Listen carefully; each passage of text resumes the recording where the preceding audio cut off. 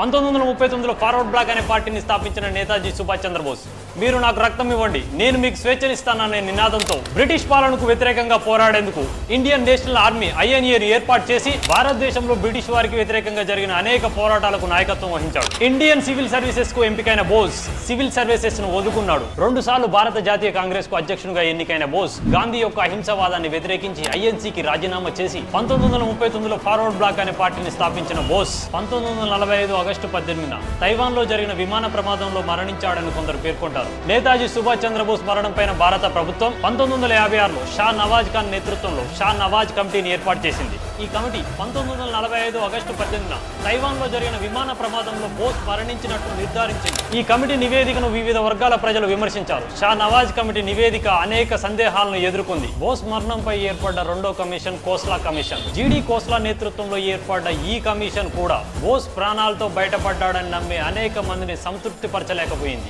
బోస్ మరణం పైన ఏర్పడ్డ మూడో commission Mukherjee commission. Justice M K Mukherjee నేతృత్వంలోని ఈ కమిషన్ విమాన ప్రమాద సిద్ధాంతాన్ని తిరస్కరించింది. విమాన ప్రమాదంలో బోస్ మరణించలేదని సూచించింది. నేతాజీ మరణం ఇప్పటికీ ఒక మిస్టరీగానే ఉంది. నేతాజీ వీరోచిత స్వతంత్ర పోరాటం పైన మీ యొక్క అభిప్రాయాన్ని కామెంట్ రూపంలో తెలియజేయండి. మన ఛానల్లో ప్రతి ఒక్క వీడియో చాలా ఇంట్రెస్టింగ్ గా ఉంటుంది. ఒకసారి ఛానల్లోకి వెళ్ళి వీడియో చూడండి.